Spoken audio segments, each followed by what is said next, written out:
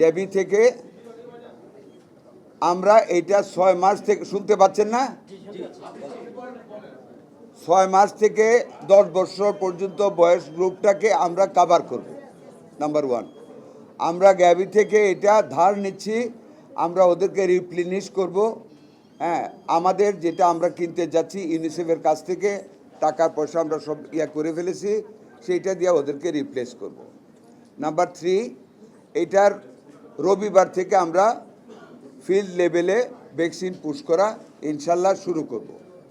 শুরু করার জন্য কালকে এবং পরশুদিন 2 দিন আমরা ম্যাটেরিয়াল সাপ্লাই দিব প্রত্যেকটা উপজেলায়। আফটার দ্যাট আমাদের সকল ফিল্ড লেভেলে যারা এই কাজটা করে তাদের ছুটি বাতিল করা হয়েছে, যাতে করে নন স্টপ আমরা ভ্যাকসিন চালু করে দিতে পারি। এই ভ্যাকসিন কতদিন চলবে? যতদিন চলে ভ্যাকসিনেশনের ততদিন চলবে। এক জায়গায় হতে পারে ওই দিন বেবিরা অ্যাকোমোডেট হবে না, এখানে টাইম একদিন বেশি লাগতে পারে। এইভাবে আমরা টোটাল জেনারেশনটাকে কাভার করার জন্য যেই কয়দিন লাগবে ওই কয়দিন আমরা করব। এইটা is not a campaign, it's a emergency start of the vaccination. এটা কন্টিনিউ করব আমরা। ইপিআই স্কিম, এটা রুটিন যেটা ওইটা কন্টিনিউয়াস থাকবে, চলমান থাকবে, এইটা চলমান থাকবে। আমাদের টোটাল কথাটা হলো আমরা অতীতের গভর্নমেন্টের মতন এটাকে কোনো গ্যাপ সৃষ্টি করব না। কন্টিনিউয়াসলি যদি লেফট ওভার থাকে ওইটা আমরা পর্যায়ক্রমে আমরা এই ভ্যাকসিনগুলি দিয়ে যাব। এইটুকুই আমাদের এই পরিকল্পনা। এরপরে কি জানতে চান বলেন? না, আমাদের ওই যে মানে ফার্স্ট প্যানিকের পরে যে বাচ্চাগুলি 33 মারা গেছিলো, আর এইখানে একজন মারা গেছিলো, একজন মারা গেছে। Total death in the country I think এটা not more than 40। Inshallah, we have been able, by the graces of Almighty Allah, to arrest the emergency situation by supplying ventilators. আমরা অনেকগুলি ভেন্টিলেটর, যেটা অভাব ছিল, আমাদের চেষ্টার কোনো ত্রুটি নেই বর্তমান সরকারের, আমরা ভেন্টিলেটর সাপ্লাই দিয়েছি, রুগীদের আমরা ইমার্জেন্সি ট্রিটমেন্ট দিচ্ছি। আপনারা জানেন আমাদের ডাক্তার শর্টেজ ছিল, আমাদের নার্স শর্টেজ ছিল, অ্যানেস্থেসিয়াসিস্ট শর্টেজ ছিল। সমস্ত কিছু আমরা অ্যাটাচ করেছি অন ইমার্জেন্সি বেসিস, এবং অ্যাটাচমেন্ট আমরা সব জায়গায় দিয়েছি। ডিএনসি থেকে আমরা 1000 বেডের উপরে দিয়ে রেডি করেছি। মানিকগঞ্জে আমরা আইসিইউ নতুনভাবে 8 বেডের আমরা করেছি, পদ্মার ওপারের রোগীর জন্য আমরা করেছি। প্রত্যেক জায়গায় আমরা we are facing the problem, but we are able to face the problem. এবং আমরা সার্থকতার সাথে আমাদের সম্মানিত ডাক্তাররা চেষ্টা করে যাচ্ছেন, স্টাফরা চেষ্টা করে যাচ্ছেন, আমরা চেষ্টা করে যাচ্ছি। ভ্যাকসিনেশন চলবে, কেয়ারও চলবে ইনশাল্লাহ।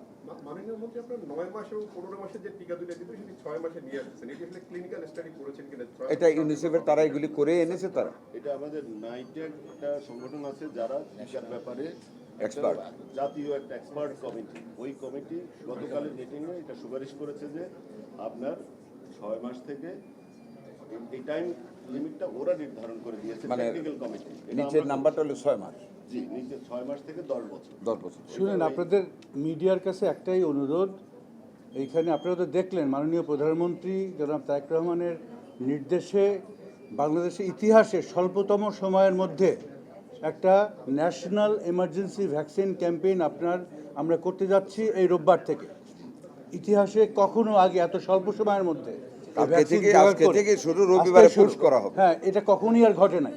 তো এখানে একটা স্পিড কিন্তু সাংঘাতিক ইম্পর্টেন্ট রোল প্লে করতেছে। আপনাদের কাছে একটা অনুরোধ, সেটা হলো এই মিজেলসের যে আক্রান্ত হওয়া এবং মৃত্যু নিয়ে কিন্তু আমাদের সারা দেশে একটা প্যানিক শুরু হয়ে গেছে।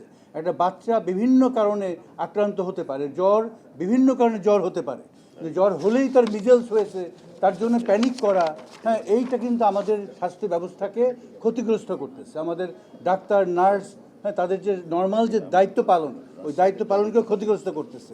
এইখানে আমার মনে হয় যে আমাদের মিডিয়া কমিউনিটির একটা বড় রোল আছে, মানুষকে শান্ত করার, সবাইকে ধৈর্য ধরার, এবং এই রোববার থেকে যে ভ্যাকসিন ক্যাম্পেইন শুরু হবে তাতে যাতে সবাই পার্টিসিপেট করে, সেটাও যাতে ভালোভাবে হয়, সে ব্যাপারে আপনাদের একটা বড় দায়িত্ব আমাদের জাতীয়ভাবে আছে। এটা মিনিস্ট্রি অফ হেলথের একার দায়িত্ব না, মিনিস্ট্রি অফ হেলথ, মিডিয়া, এখানে আমাদের সিভিল সোসাইটি, আমাদের এনজিও, আমাদের ডেভেলপমেন্ট পার্টনার্স, এটা আমাদের একটা যৌথ পার্টনারশিপ। এই ভিত্তিতে আমাদেরকে আমি আপনাদেরকে আরেকটু বলি, আপনারা always try to give positive news to the. এই যে কাগজটা রাখেন একটু, এই যে কাগজটা, এই যে মেশিনটা আমাদের ডাক্তার শুরু করেছেন একটা সামান্য কন্টেনার দিয়ে, it is more effective than the ventilator. ভেন্টিলেটারে অক্সিজেনটা লাঙে ঢুকবে না, আর এই মেশিনে বাবলে লাঙে ঢুকাবে। ঢুকে ফাঁক করে দিবে, অক্সিজেন নিতে পারবে, আর আল্লাহর মধ্যে এতে আমাদের ক্যাজুয়ালিটিস কমবে। এটা আপনারা জাতিকে জানানো উচিত, আমরা চেষ্টা করছি যে আপনারা জানাবেন। এটা হলো bubble continuous positive airway pressure, রাখেন, bubble continuous positive airway pressure, CPAP।